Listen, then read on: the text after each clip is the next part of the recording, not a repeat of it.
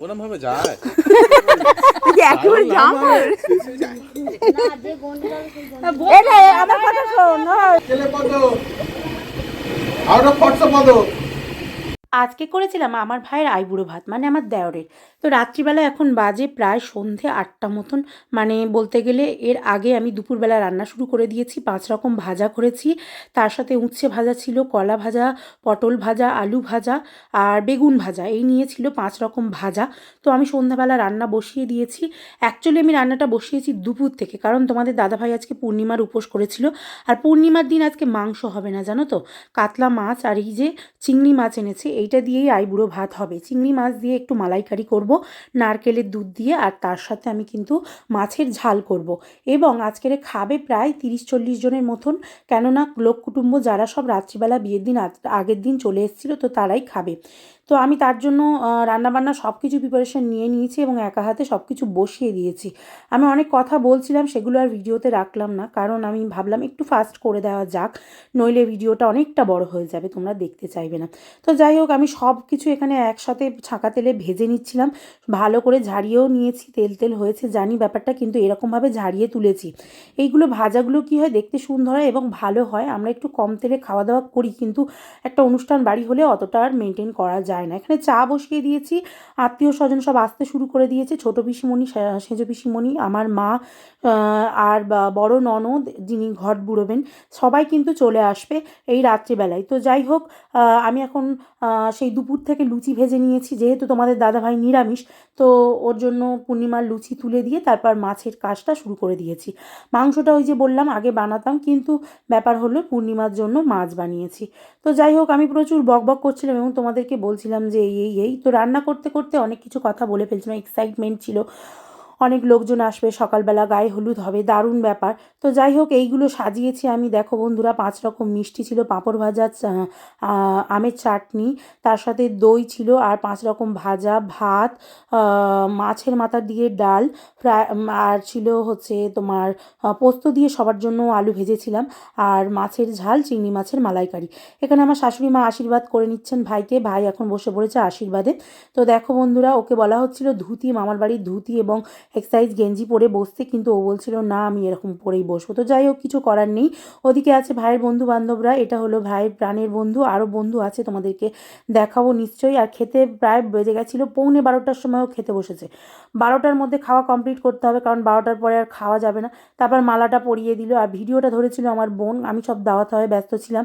তো এখানে ডাল ছিল, সমস্ত কিছু যে কজন ধরেছিল বসিয়ে দিয়েছি। আর এখানে দেখো বন্ধুরা, সাজানোটা কেমন হয়েছিল। আমি শুধু তাড়া দিচ্ছি, 12টার মধ্যে না খেলে তুমি কিন্তু আর খেতে পারবে না, কারণ বিয়ের দিন পুরোপুরি উপোস। আমার বোন দাওয়া থাওয়া করছিল, আমার মা বোন প্রচুর পরিমাণে হেল্প করেছে, তার সাথে আমার বড় ননদ, সবাই হাতাহাতি করে এই যে বিয়ে বাড়ি, এটার কিন্তু একটা আলাদাই আনন্দ, আলাদাই একটা ব্যাপার। পরের দিন ভোরবেলা উঠে পড়েছি, উঠে পড়ে কিন্তু একবার আমি হলুদ দিয়ে দিয়েছি, কিন্তু আমি যেহেতু সানের ঘাটটাতে যাই না, সেই জন্য আমি সানের ঘাটটাতে যাইনি। আমার একটু প্রবলেম হয় এই সানের ঘাটে গেলে। তো যাই হোক, আমি ফোনটা বোনের হাতে দিয়ে আমি স্নান করতে চলে গেছি। ভাইয়ের এখন গায়ে হলুদ হবে, আজকের বেশ ঠান্ডা পড়েছে, ও তো ঠকঠক ঠকঠক করে কাঁপছে, কিন্তু কিছু করার নেই, বিয়ের সময় কিন্তু একটু এরকম কাঁপুনি হতেই থাকে। গরমের সময় হলে আবার সমস্যা, কারণ কেউ সাজুগুজু করতে পারবো না।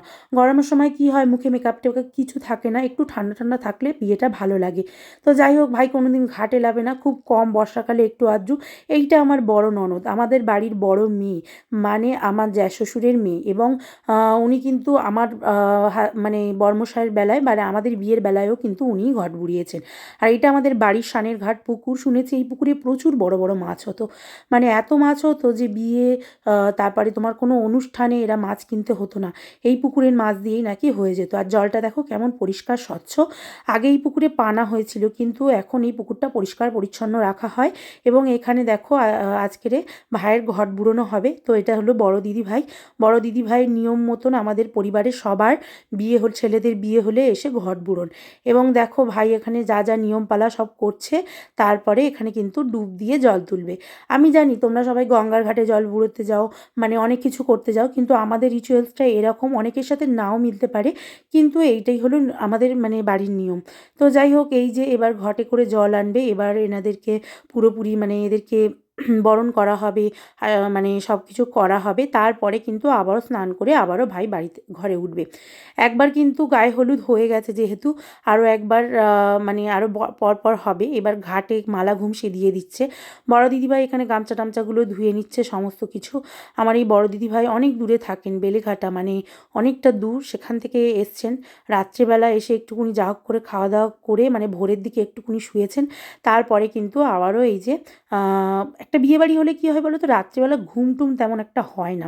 আর এই পুকুরের পরিবেশটা কিন্তু খুব সুন্দর লাগে, আমার খুবই ভালো লাগে। আমি মাঝে মাঝে আসার চেষ্টা করি, কিন্তু বিশ্বাস করুন আমি এই পুকুর ঘাটে খুব একটা নামতে পারি না, আমার ভালো লাগে না।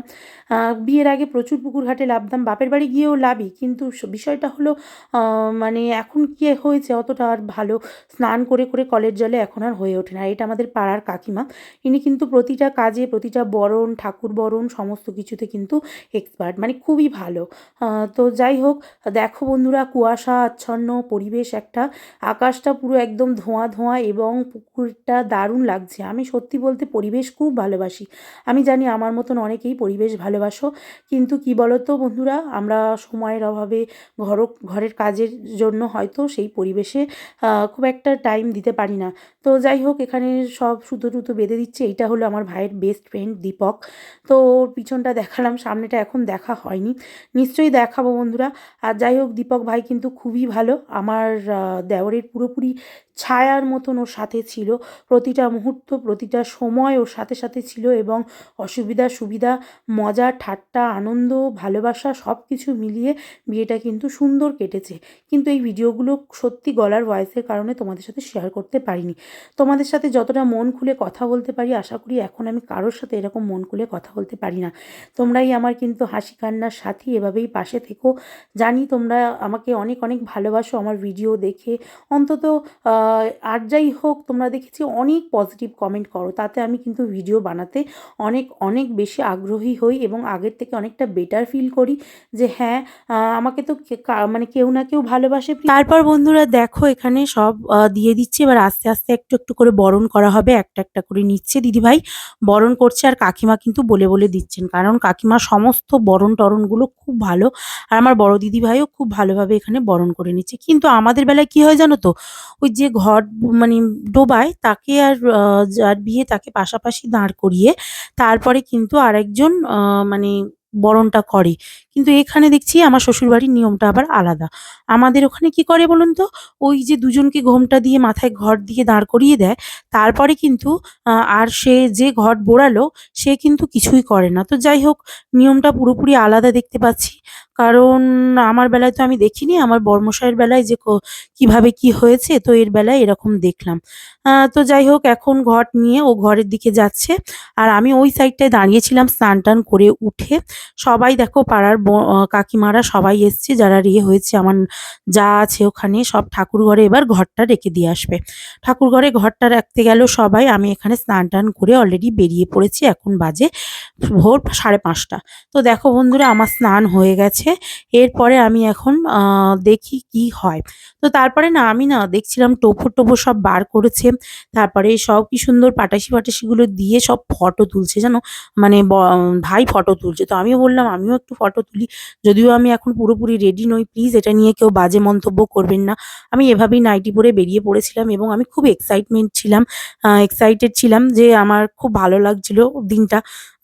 প্রচণ্ড মজা করতে, আনন্দ করতে ভালোবাসি বন্ধুরা, প্লিজ নেভার মাইন্ড। তো যাই হোক, আমারও হয়তো এরকমভাবে ফটো ভিডিও করা উচিত হয়নি, এখন দেখে বুঝতে পারছি, তবুও তোমাদের সাথে শেয়ার করলাম। তো যাই হোক, এখানে আমার বোন ভিডিও করে দিচ্ছিল, আমি একটু সরে যেতে বলছিলাম সবাইকে যে আমি একটু টোপরটা পরেছি কেমন। তারপর সবাই মিলে তোমাদের দাদাভাইয়ের সাথে কি মজা করছে, বলছে আরেকবার তুমিও টোপর পরো। তো তোমাদের দাদাভাই বলল যে আমার টোপর পরে আর লাভ নেই, আমি একবার পরে প্রচুর পস্তাচ্ছি, আর আমি পরতে চাই না। তো এই নিয়ে একটু হাসি মজা হলো। তারপর বর্মশাইয়ের মাথায় টোপরটা দিচ্ছিলাম, ও তো নিতেই চাইলো না। ও বলল যে একবার পরেছি, এটাই আমার কাছে অনেক, আর আমি পরতে চাই না। আমার মার অবস্থা দেখো, শুধু দৌড়চ্ছে, কোথায় যাচ্ছে আমি কিছু বুঝতে পারছি না। একবার এখানে যাচ্ছে, একবার দুল্প তুলতে যাচ্ছে, একবার ধান তুলতে যাচ্ছে, একবার তুলসী পাতা তুলতে যাচ্ছে। আমার মাকে আমি ভিডিওতে দেখতেই পাইনি, বউ ভাত হয়ে গেল, বিয়ে হয়ে গেল, কিন্তু আমার মায়ের একটা ফটোও আমি তুলতে পারিনি। কেন জানি না, আমার মা কাছাকাছি একদমই ছিল না। তো চলো, আজকের ভিডিওটা এই পর্যন্ত। ভালো থেকো, সুস্থ থেকো সবাই, টাটা।